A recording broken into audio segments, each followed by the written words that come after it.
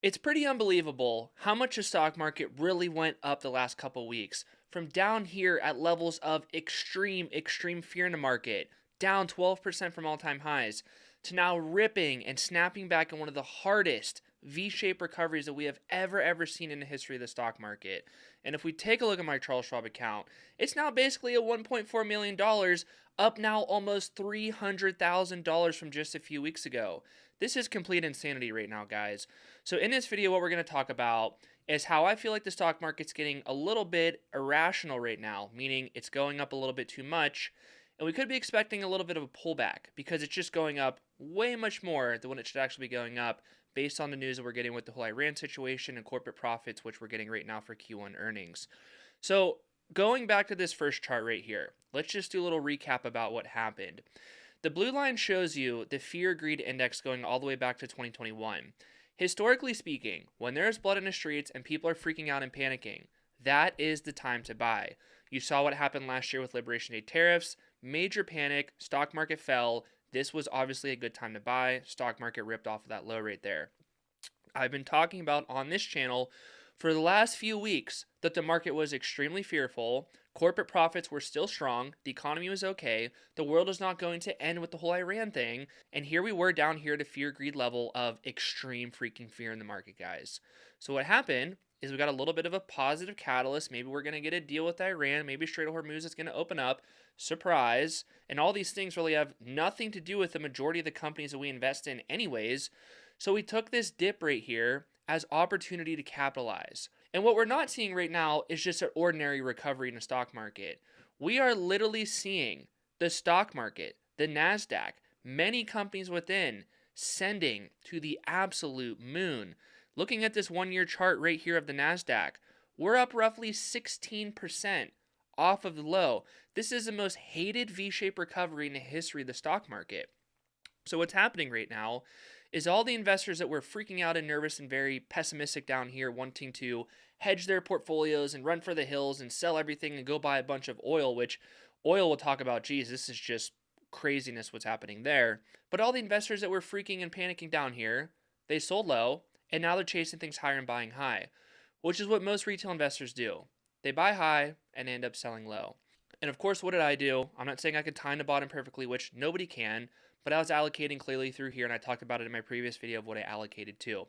So trust me, I made a lot of money right here.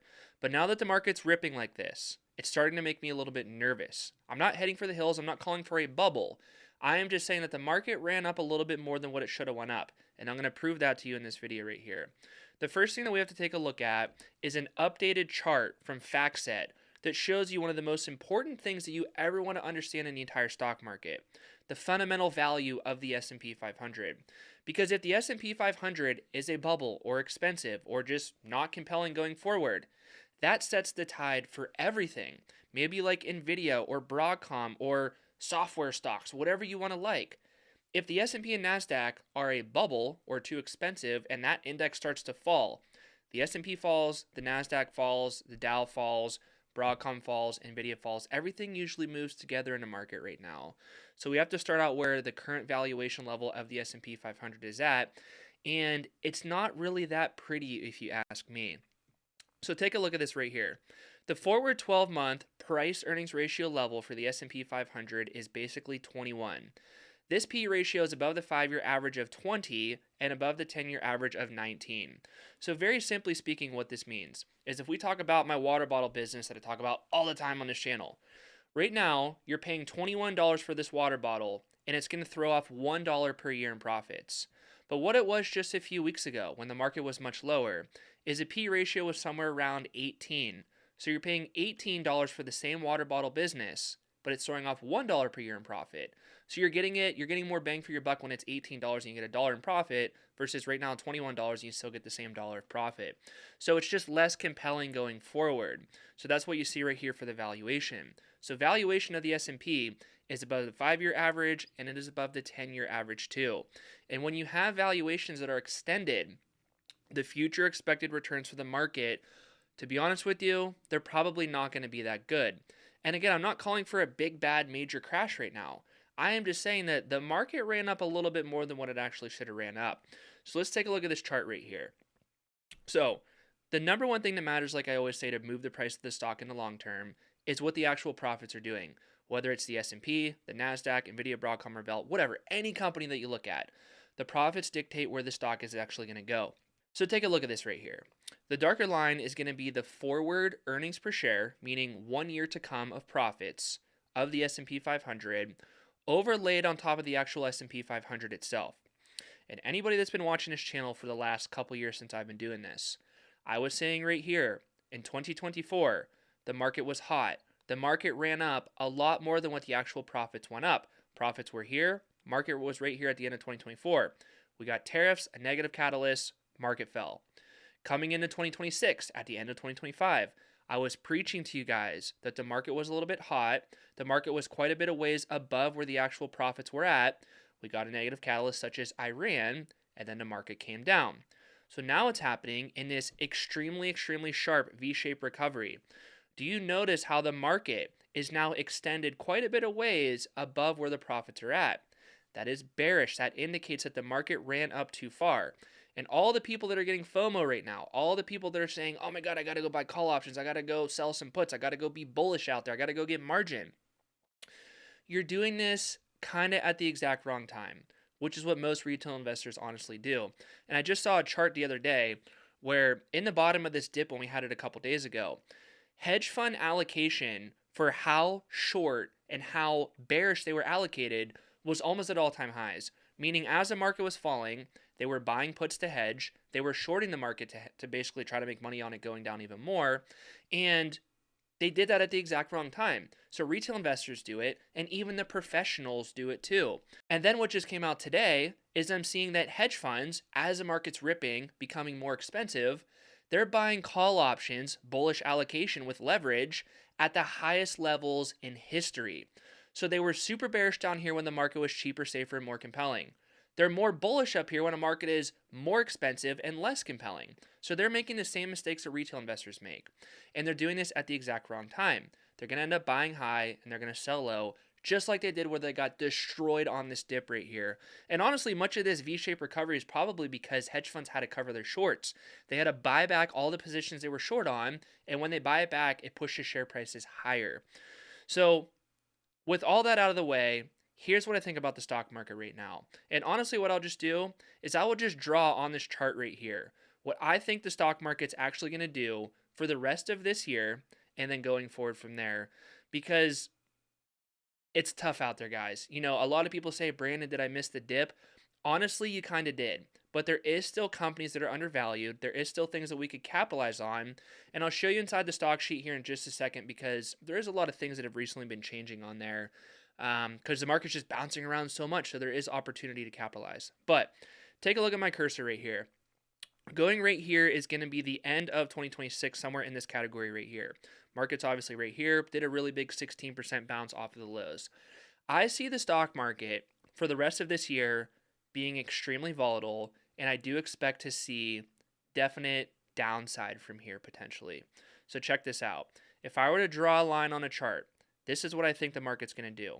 While we did get this very sharp recovery, the market's going to start to bleed. It's going to start to take a breather, and then we're going to see some sort of Nike swoosh recovery from there. So between right now and the end of the year, I am not expecting the market to be much higher than what it is right now. Hey, I could be completely wrong, and that is fine, because whether the market goes up or the market goes down, if the market falls 50%, my ratios are well within check. I'm not going to get a margin call. I'm not going to get wiped out. I'm going to be just fine, and I'll capitalize on that.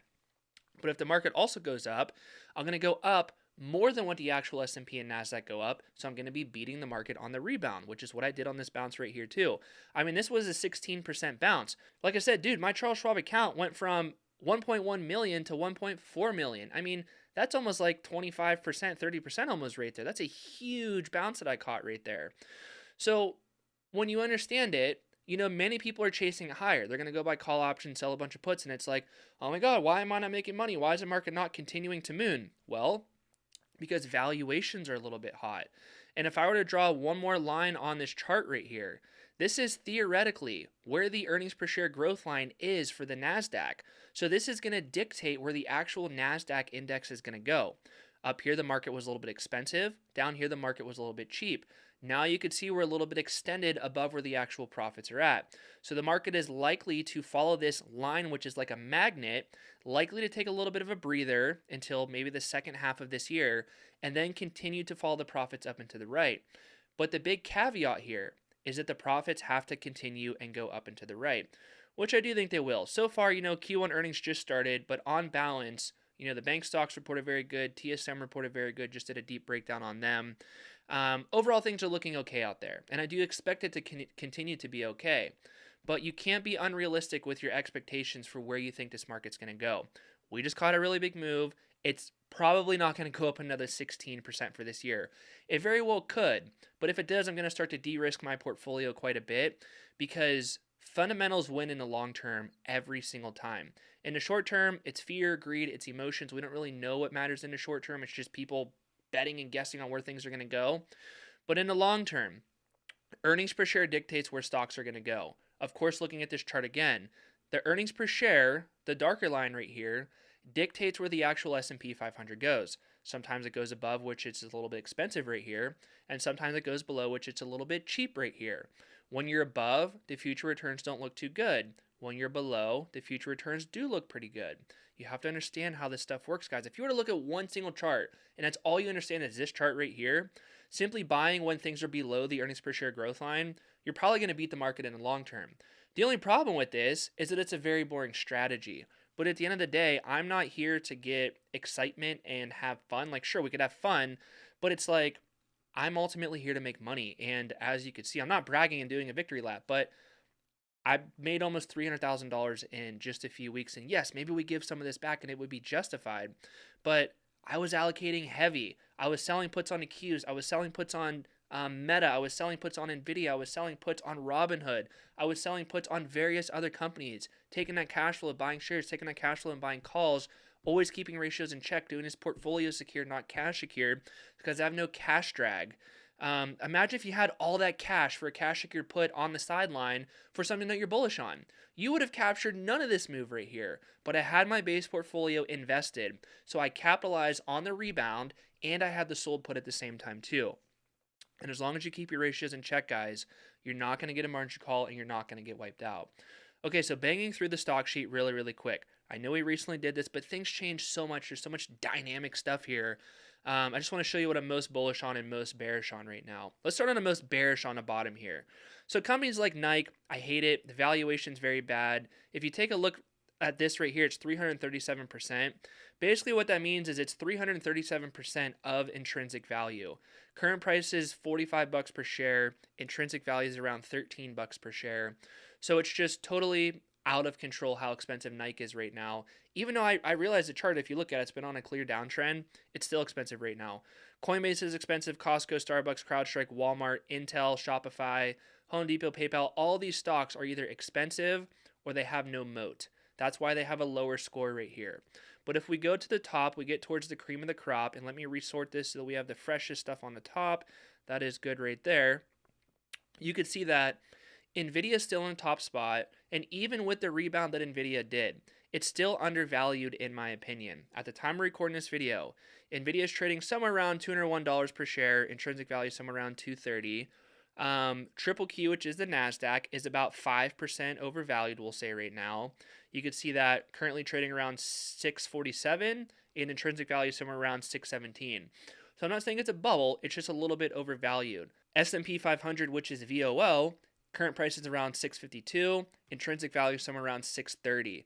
So that one is a little bit overvalued too. We'll just say roughly 3%. TSM, basically at intrinsic value.